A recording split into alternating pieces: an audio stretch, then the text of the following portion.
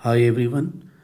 आज हम करने जा रहे हैं केस स्टडी का क्वेश्चन जो कि टॉपिक रिलेशंस एंड फंक्शंस में से है। तो पहले स्टेटमेंट को रीड करते हैं। एन ऑनलाइन शॉपिंग प्लेटफॉर्म, कोई ऑनलाइन शॉपिंग प्लेटफॉर्म है, keeps a record of the main product category purchased by each customer. ठीक है, कस्टमर्स के हमें बताए गए कस्टमर कौन कौन से हैं, C1, C2, C3, C4 and C5। Products क्या क्या है उनके पास, बी सेट दिया हुआ है प्रोडक्ट्स का, ए सेट दिया हुआ था कस्टमर्स का। बी में क्या है, इलेक्ट्रॉनिक्स बेच रहे हैं वो, क्लोथिंग है, बुक्स के हैं और ग्रोसरी, ये वाली 4 आइटम्स को वो सेल कर रहे हैं। ठीक है, अब a function f from a to b is defined as this. ये फंक्शन के बारे में ये लिखा हुआ है बच्चों। ठीक है, और ये जो दिया हुआ है, ठीक है, ये दिया हुआ है रिलेशन। ठीक है, थोड़ा यहाँ पे are stands for relation.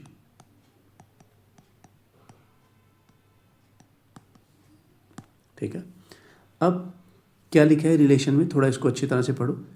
Are जो रिलेशन है उसमें एलिमेंट्स कहाँ से उठाने हैं, ए में से। ए मतलब कस्टमर्स में से उठाने हैं, एक्स भी कस्टमर में से, वाई भी कस्टमर में से। कौन से कस्टमर उठाने हैं, जिनका एफ ऑफ एक्स और एफ ऑफ वाई बराबर हो।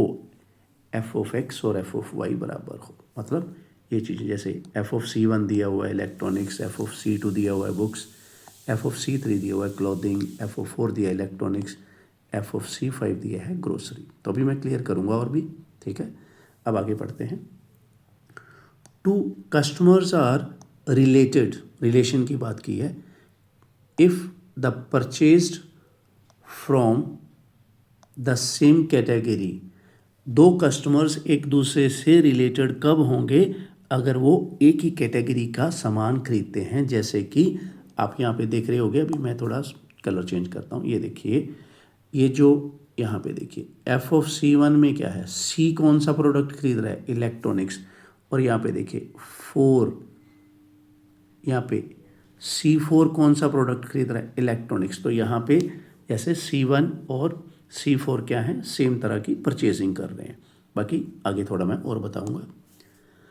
अब क्या है, फर्स्ट पार्ट है write relation R in roster form, how many order pairs does it contain. तो रिलेशन जैसे मैंने आपको बताया था बच्चों कि क्या करना है, रिलेशंस उनमें हमने दिखाना है जो कि सेम परचेसिंग करते हैं। जैसे कि अगर मैं बात करूं C1, तो C1 और C1 दोनों जगह पे C1 कस्टमर रख सकते हैं, बिल्कुल रख सकते हैं, क्योंकि C1 की परचेजिंग भाई C1 के तो बराबर है ही है ना। C1 जो चीज़ें खरीदेगा और C1 जो चीज़ें खरीदेंगे वो तो सेम ही होगी। तो इसी तरह से क्या लिख सकते हैं, C2 बिल्कुल, क्योंकि C2 की परचेजिंग अपने आप से थोड़ी उल्ट होगी। C3 तो एक ही कस्टमर, तो वो तो उसकी परचेजिंग अपने आप से तो मिलेगी ना भाई, तो इसलिए ये तो हमारे आएंगे ही आएंगे। अब जो शुरू मैंने बताया था मैंने कि देखिए एफ ऑफ C1 जो है वो इलेक्ट्रॉनिक्स है, मतलब C1 कस्टमर इलेक्ट्रॉनिक्स परचेज कर रहा है। और यहाँ पे देखिए C4 जो कस्टमर है, मैं यहाँ पे थोड़ा इसको यहाँ पे दिखा देता हूँ। C1 भी इलेक्ट्रॉनिक्स परचेज कर रहा है, C4 भी इलेक्ट्रॉनिक्स परचेज कर रहा है। ठीक है, अच्छा एक हमारा C5 भी पड़ा है बच्चों, ये लिख लेते हैं पहले। ठीक है, क्योंकि C5 दिखते हैं ना कस्टमर, ये देखिए ये हमारा रह गया था तो अब मैंने लिख दिया। अब आते हैं उसी बात पे कि भी C1 और C4 भी तो ऐसे थे जिनकी परचेजिंग एक जैसी थी। C1 भी इलेक्ट्रॉनिक्स खरीदा रहा था, C4 भी इलेक्ट्रॉनिक्स खरीदा था। तो इसका मैं उल्टा भी लिख सकता हूँ, ये देखिए। तो ये सारी चीज़ें जो हैं हमारी रिलेशन में आ जाएंगी। ठीक है, कि यहाँ पे और यहाँ पे क्या लिखना है, वो वाले कस्टमर लिखने हैं जो सेम तरह की चीज़ें परचेज करते हैं। तो इसमें कौन कौन से आएंगे, एक तो हर एक इंसान दोनों जगह पे आएगा, क्योंकि उसकी परचेजिंग अपने आप से तो मिलती ही मिलती है। इसीलिए तो मैंने C1 C2 C3 C4 C5 लिखा है। उसके बाद C1 C4 क्यों लिखा, क्योंकि C1 भी इलेक्ट्रॉनिक्स परचेज कर रहा था, C4 भी इलेक्ट्रॉनिक्स परचेज कर रहा था। तो इसका उल्टा भी लिख सकते हैं क्योंकि C4 और C1 की परचेजिंग सेम है। तो भाई ये रहा हमारा फर्स्ट पार्ट। अब उसने पूछा था कि how many order pairs does it contain, तो इसको काउंट कर लो अब जल्दी से, 1 2 3 4 5 6 7। तो यहाँ पे मैं लिख सकता हूँ बच्चों कि 7 ordered pairs we can make, कि भाई 7 ऑर्डर पेयर्स हम बना सकें कंडीशंस को ध्यान में रखते हुए।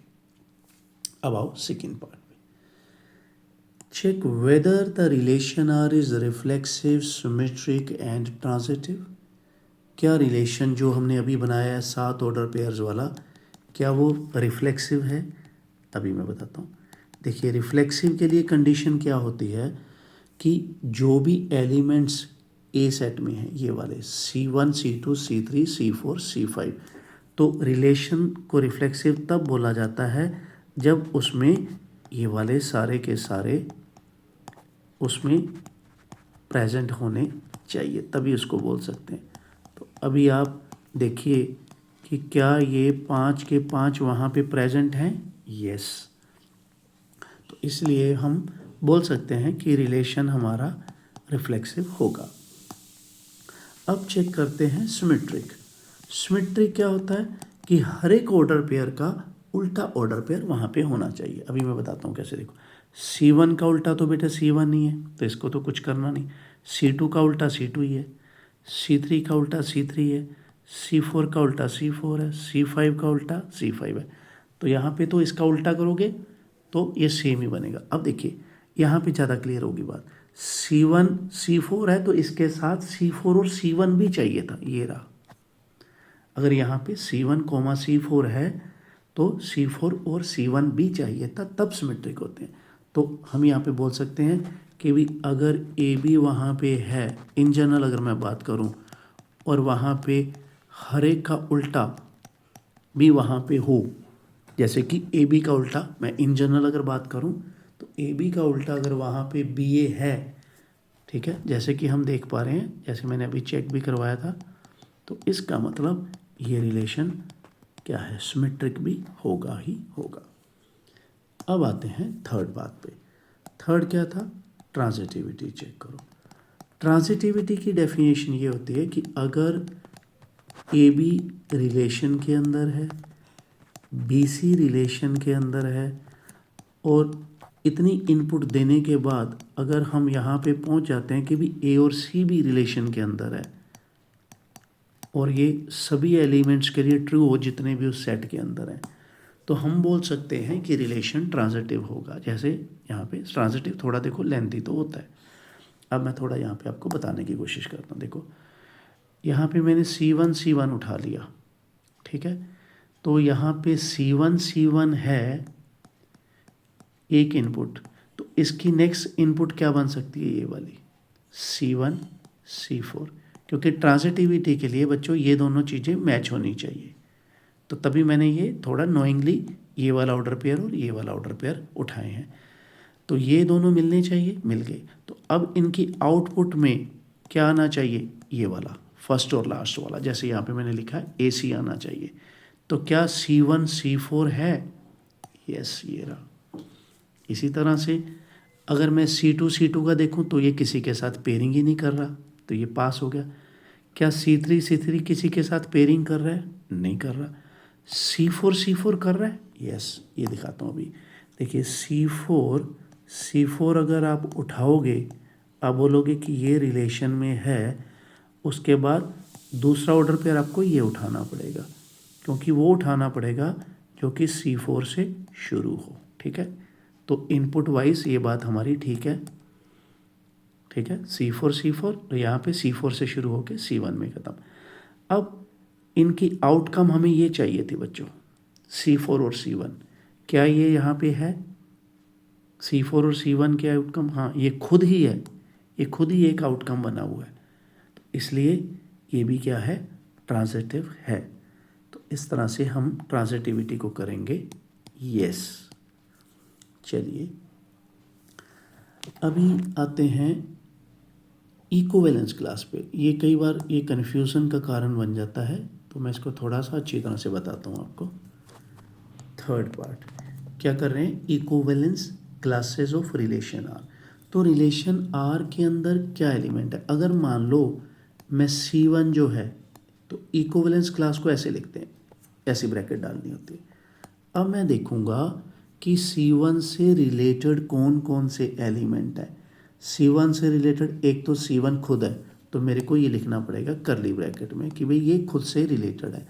और C1 से रिलेटेड यहाँ पे देखिए आप, C1 से रिलेटेड क्या है, मैं थोड़ा कलर चेंज करता हूँ, थोड़ा ज़्यादा क्लियर होगी बात। C1 से रिलेटेड और कौन है, ये वाला C4।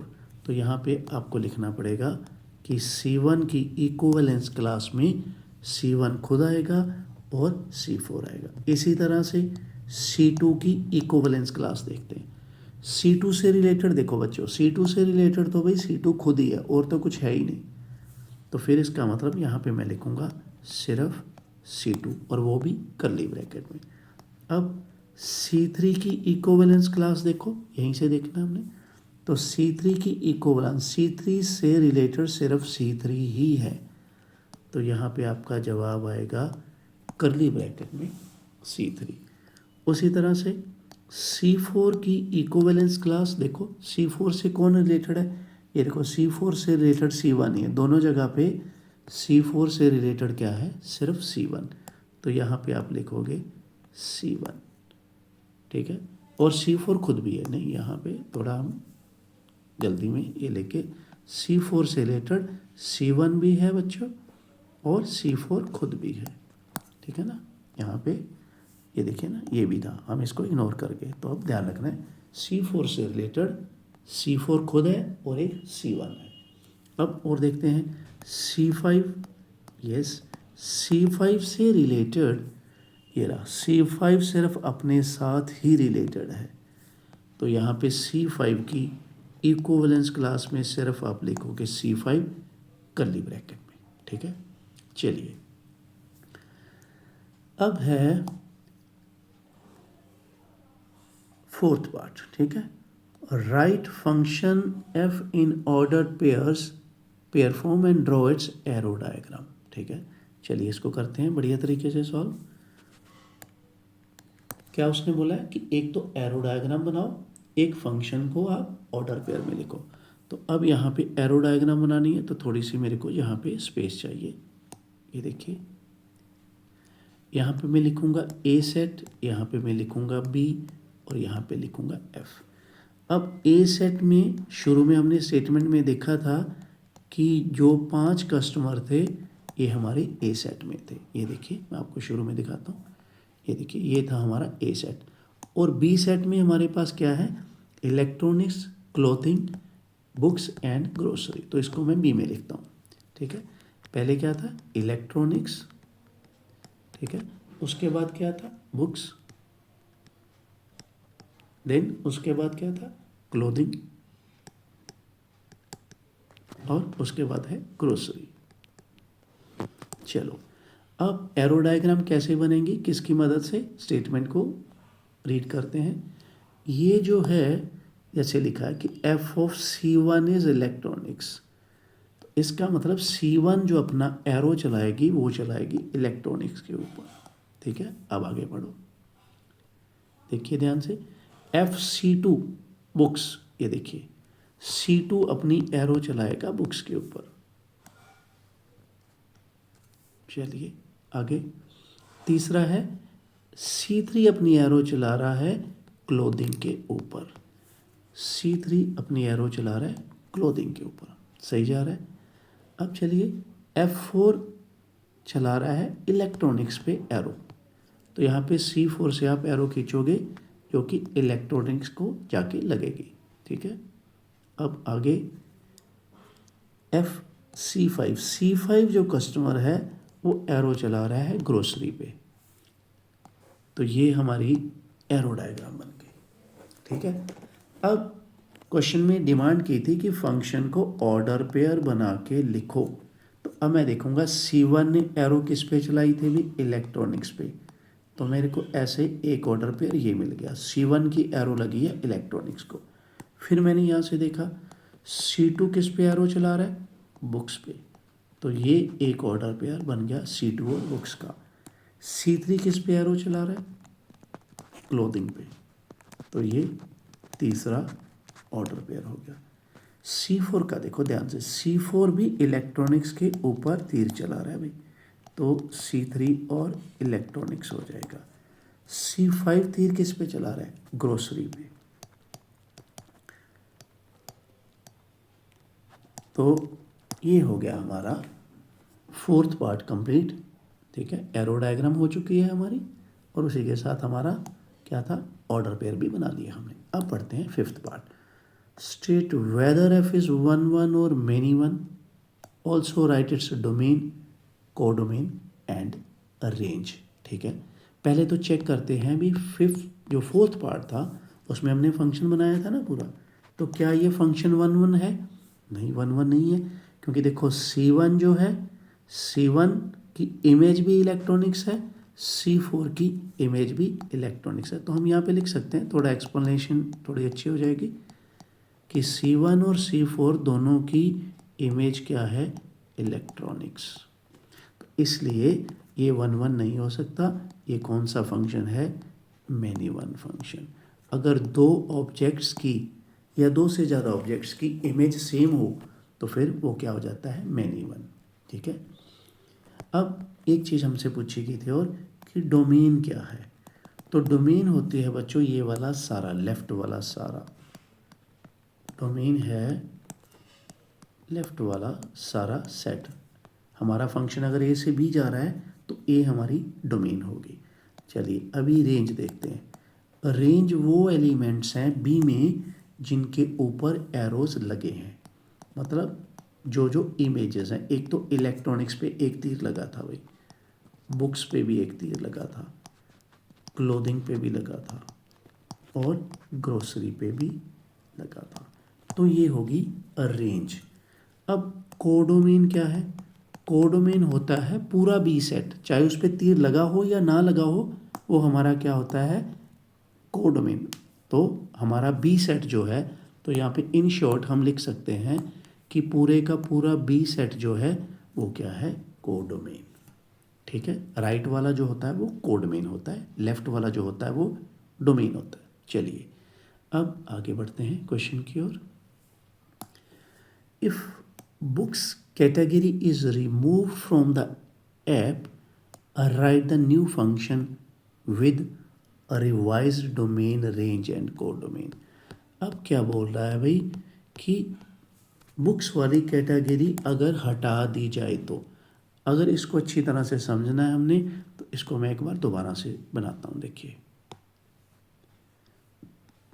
C1, C2, C3, C4, C5, electronics, books, और क्या है, क्लोथिंग, और क्या है, ग्रोसरी। ठीक, अब देखिए, अब इसकी एरो यहाँ पे लगी थी, अब इसमें थोड़ा सा आपको करके दिखाऊंगा, थोड़ा रिमूव करके, ताकि हमारा जो कॉन्सेप्ट है उसमें कोई कॉम्प्रोमाइज़ ना हो। ठीक है, C4 ये था, ये पुराना ही लगाया मैंने। ठीक है, अभी तक मैंने अभी नई बात नहीं शुरू की है। अब क्वेश्चन में ये बोला है कि बुक्स को अगर हटा दे तो, अब देखिए मैं इसको इरेजर की मदद से मैं बुक्स को हटा रहा हूँ, ये देखिए। तो अगर आपने बुक्स को हटा दिया तो इसका मतलब ये देखो, अभी ये जो सीन है, ये सीन फंक्शन बनने नहीं दे रहा। क्यों नहीं बनने दे रहा, क्योंकि फंक्शन में डोमेन का कोई एलिमेंट ऐसा नहीं होना चाहिए जिसकी कोई इमेज ना हो। तो क्वेश्चन में इसलिए जानबूझ के ये ट्विस्ट था कि भी बुक्स को हटाने के बाद बच्चा क्या करता है। तो हमने ध्यान रखना है कि जैसे ही बुक्स हटेंगी तो बुक्स पे एरो चलाने वाला क्या था, C2। अब ये C2 यहाँ पे खाली नहीं रह सकता, तो आप बोलोगे कि भी C2 को भी हटाओ, ये आपको करना पड़ेगा। तो नया फंक्शन क्या बना, बुक्स हटी तो C2 को भी आपको हटाना पड़ा। अब नए फंक्शन में उसने क्या पूछा था, स्टेटमेंट में देखते हैं, डोमेन, रेंज और कोडोमेन थी आई थिंक। हाँ, ये रिमूव कर दिया। ठीक है, right the new function with revise domain, range and codomain. तो ये हमारा नया फंक्शन ये है।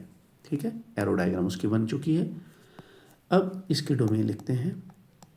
डोमेन आपको मैंने बताई थी कि जो लेफ़्ट वाला सारा होता है ये डोमेन है, तो आप यहाँ पे लिखोगे C1 C3 C4 C5। Range है जहाँ जहाँ जिसके ऊपर एरो लगी है, तो इलेक्ट्रॉनिक्स के ऊपर एक एरो लगी हुई है अभी, क्लोथिंग के ऊपर लगी हुई है और ग्रोसरी के ऊपर लगी हुई है, ये है रेंज। और कोडोमेन मैंने क्या बताया था, अगर मैं यहाँ पे लिखूँ फिर कि भी ये पूरे का पूरा डोमेन होता है हमारा और ये पूरे का पूरा कोडोमेन होता है, ठीक है ना।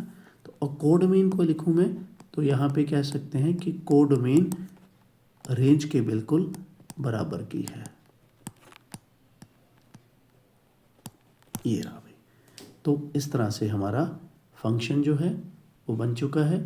अगर आप इसको लिखना चाहो लिख भी सकते हो, जैसे कई बार लगता है कि फंक्शन को क्यों नहीं डिफाइन किया, आप लिखना चाहो तो ऐसे लिख सकते हो, नीड नॉट टू वरी कि भाई C1 और इलेक्ट्रॉनिक्स है जो नया फंक्शन है, लिखना चाहो लिखो। C3 क्या है, क्लोथिंग के साथ ऑर्डर पेयर बना रहा है। C4 इलेक्ट्रॉनिक के साथ ऑर्डर पेयर बना रहा है। C5 ग्रोसरी के साथ ऑर्डर पेयर बना रहा है। तो इस तरह से आप कह सकते हो कि ये फंक्शन भी हमारा डिफाइन हो चुका है। तो इसी के साथ हमारी केस स्टडी ख़त्म होती है रिलेशन एंड फंक्शन की। तो मैं नई केस स्टडी बनाऊंगा, पोस्ट करूंगा कम्युनिटीज़ में भी, इसमें भी, पोस्ट में भी। आप चेक करना, उसको ट्राई करना और फिर वीडियोस के साथ मैच करना, ठीक है। तो अगर आपको ये कंटेंट बढ़िया लग रहा है, to all my viewers it's my request कि काइंडली लाइक करें, ज़्यादा से ज़्यादा शेयर करें, सब्सक्राइब करें, ताकि हम ऐसे ही इसको इकट्ठे लेके चलते रहें। केस स्टडी ज़्यादा से ज़्यादा मैं बनाता जाऊँ, आप उसको नोट करते जाएं, समझते जाएं। अगर कोई दिक्कत है तो आप कमेंट बॉक्स में मेरे को पूछ सकते हैं। So thank you very much for watching, have a nice day.